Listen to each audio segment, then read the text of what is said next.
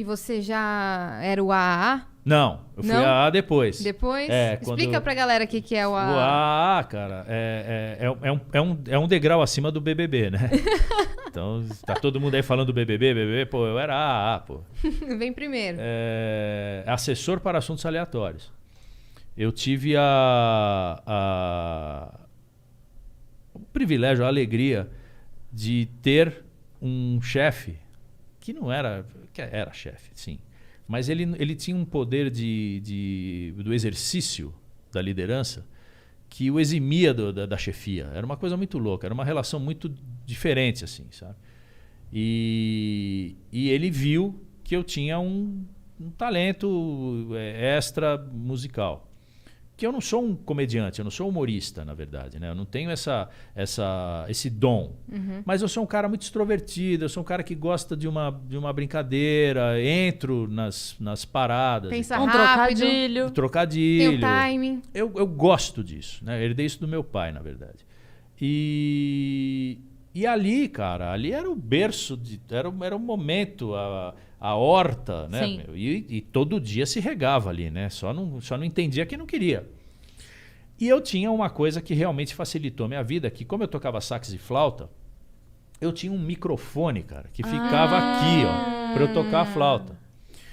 Então, cara, teve um dia que o Jô tava lendo, ele sempre fazia um speech, né, de início, tal, um monólogo lá. E aí contando histórias e falando sobre as notícias, exatamente. E ele leu uma notícia no ar que dizia que tinha uma lei tinham falado que uma cerveja que estava entrando no Brasil na época, porque estava começando a abrir o mercado, nada existia que era internacional no Brasil, né? Os carros eram todos nacionais, a cerveja era tudo nacional. E aí começou a entrar uns carros internacionais. Eu lembro que entrou o Lada, que era aquele carro soviético. E aí começaram a entrar umas bebidas através de acordos com cervejarias locais. E entrou uma cerveja que estava com problema por causa do rótulo. Puta, porque é uma lei, tá, não sei o quê, mas que lei é essa? Tá, não sei o quê. Eu falei, puta, Jô, eu sei. Porque, cara, foi numa segunda-feira e domingo, no dia anterior, eu tinha ido num churrasco na casa do meu irmão designer. E ele estava falando exatamente sobre isso, porque ele tinha comprado essa cerveja. Falou, pô, vamos tomar uma cerveja, tá, não sei o quê. Aí ficou tomando e falou, pô, você viu que rolo que deu por causa desse rótulo? É porque tem uma coisa e tal. E me explicou. E eu tô com aquilo na cabeça. No dia seguinte, o cara vai lá e fala, eu falo, porra, eu sei. Se você não sabe, eu sei. Microfone aberto, vou falar. Aí, cara, ele olhou eu sei, me pergunta. Idiota que eu fui. Devia ter ficado quieto. Não, você foi genial. Não, tá, porque o Jô olhou pra trás e falou, com aquela cara de quem me interrompe? Né? Aí eu falei, puta, eu fiz bobagem, cara. Devia ter ficado quieto. Porque ninguém fala, né, meu? Sim. Monólogo. Aí eu falei, não, é porque existe uma regra que diz assim, nunca interrompa um speech, um monólogo. Né? Se o cara tá lá fazendo alguma coisa, como um one-man show, não interrompa. Sim. Espere acabar e aí você fala o que você tiver que Até falar. porque a piada pode estar mais pra frente e você quebra, né? Quebra o ritmo, você quebra o clima e tal. E eu falei, bom, agora não tem o que fazer. Eu falei, não, eu sei, Jô. Temos aqui um expert em leis e tal, não sei o que. Derico, explique, então, para todas as pessoas do mundo que estão assistindo a gente aqui, o que é essa lei. Aí eu expliquei, falei, é uma lei ecológica por causa do fixador, que o fixador é poluente, e existe um número X de cores, e essa lata tem uma cor a mais. Então ela usa mais fixador, então ela é mais poluente. E aí veio o meio ambiente e fechou esse... Puta, a plateia... Acabou, veio todo mundo de novo. Quem tinha vindo para dizer que eu estava contratado, desceu de novo e falou assim, cara, é isso que a gente quer. Que haja mais interação, que as pessoas participem mais, que vocês sejam participativos, isso aqui é um show e tal, parabéns. Eu falei, pô. Aí no dia seguinte começou, cara. Derico, foi encontrada uma tartaruga com 2 cabeças no sul da América do Sul. Aí começou, cara. Aí eu era depilado, comi minhoca. Aí tudo que acontecia... Assuntos aleatórios era pra comigo. caramba. Aí eu fiquei durante anos, cara, fazendo isso. Mas aquela encenação de, tipo, ele te botar nas enrascadas... Eu não sabia de nada. Jura? Não era combinado. Absolutamente nada. Vinha na hora? Nunca teve um roteiro. Nunca teve alguma coisa que dizia assim, Dericão, vem cá. Nós vamos falar isso hoje aqui, não sei o quê. É nessa hora que eu vou te chamar. Nunca. E vinha na sua cabeça a resposta. O que eu ia fazer? Teve um que o Jô falou assim, ô Derico, você sabe por que as pessoas fazem mais xixi de manhã? Aí o Derico responde, porque à noite elas estão dormindo. E fica sério. Não, e aí o Jô... O melhor é a sua cara séria, você não abre um sorriso. Ele não esperava. Ele não espera. Ele fala assim, eu vou pegar. E fica aquela coisa de gato e rato, sabe? E era muito legal. Porque eu nunca falei não sei. Nunca. Você dá uma resposta nada a ver. O que seja, o Jô fala, cala a boca.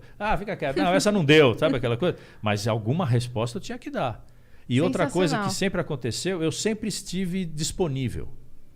Sempre. Então era para comer minhoca, era para ser depilado, deitar em pedra vulcânica, entrar em câmera hiperbárica, lutar MMA com um minotauro, o que fosse, eu tava lá. Tirava a roupa, é o cara ficava do rolê pelado. aleatório também. Eu não tenho pudor nenhum com relação a isso. E o Jô confiava. Então ele foi sacando que ele podia ir, e eu entrava na dele.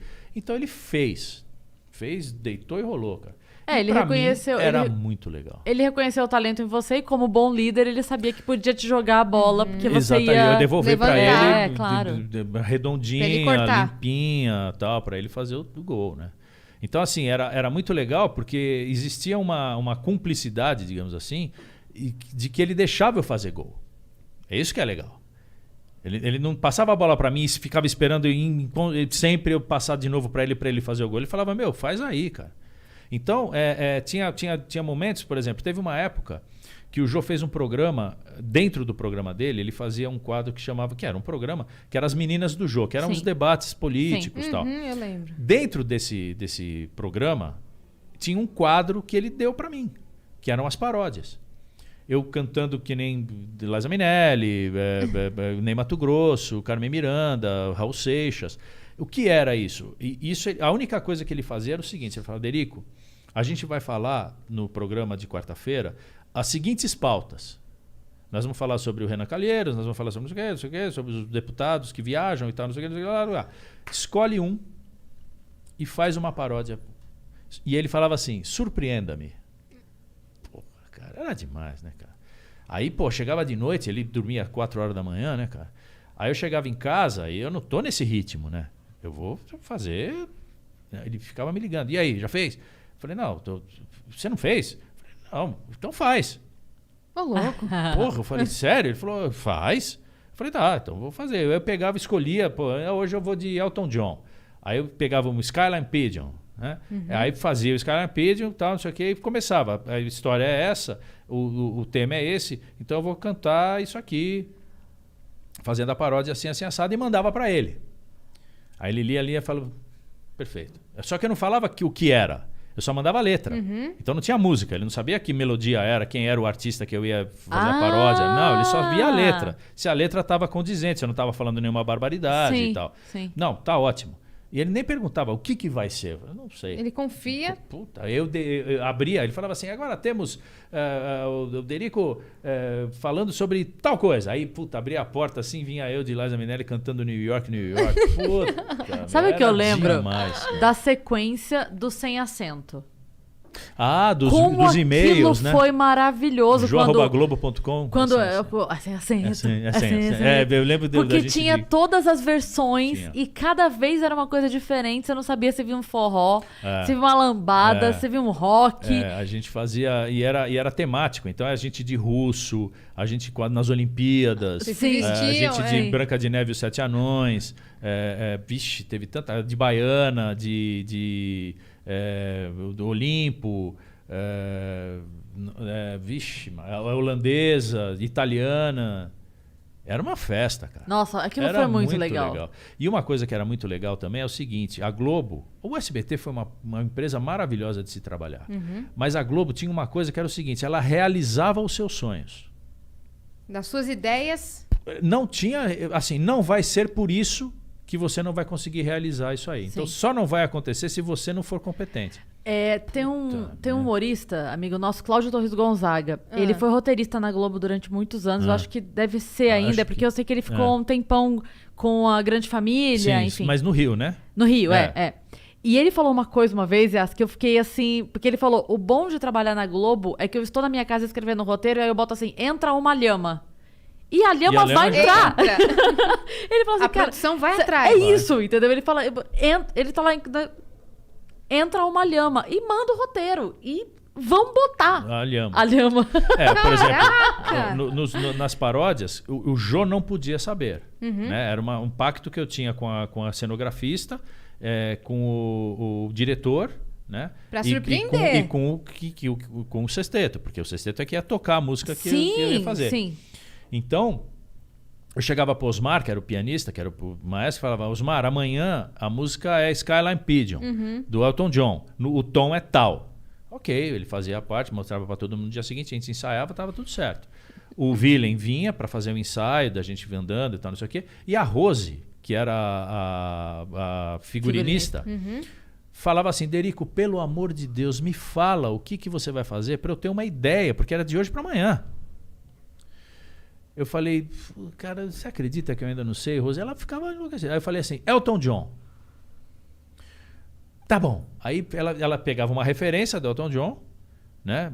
Algum dos figurinos dele, de números, e aí no dia seguinte aquilo estava pronto. Só que, na hora do ensaio, tinha um piano de cauda no cenário para o Elton John tocar. Deus. Não é porque ia ter uma entrevista com um pianista. Não, era só para... Então eles alugavam um piano branco de cauda, porque a referência que a Rose tinha era o Elton John tocando com uma roupa do Sam, era uma roupa dos Estados Unidos, aquele roupa, com uma cartola. E o piano que ele estava tocando, na referência, era um piano de cauda branco. Então tinha que ser aquilo. É a tal da lhama. Sim. Eu cheguei, cara, eu falei assim, de onde que veio esse piano? Ela falou, a Rose é louca, ela pediu, a gente teve que arrumar esse piano. E aí, cara, tinha um piano branco ali pra mim. Mas pra você fazer uma cena. Isso que deve ser gostoso. Essa aleatoriedade de amanhã incrível. Criar com a ideia de outra pessoa. É isso que dá o tesão de trabalhar com isso. Eu de Carmen Miranda, bicho, você via a referência da Carmen. E o Jô se surpreendia. Porque assim, tinha coisas que não tinha muita maquiagem. Né? Você vai lá, passava um pozinho. Tinha coisa que eu tava de chapéu, nem pozinho passava. Tá? Mas a Carmen Miranda, o Ney Matogrosso, pelo amor de Deus, o cara ficava horas. Falou, Derico, vem cedo, pelo amor de Deus. E aí eu chegava tipo 10 horas da manhã no estúdio e tal. Aí eu deitava, cara, e ficava. Porque eles faziam a base branca para depois... Perfeccionistas pra caramba, né? Era o Ney Matogrosso, cara. Gato preto cruzou a estrada. Aliás, era essa música. Ou seja, esse quadro que o Faustão faz hoje em dia, que ele leva os artistas lá e os artistas... Eu fazia isso. Exatamente, isso nasceu com você. Eu já fazia isso em 2000, 1900 e não sei quanto. Caramba.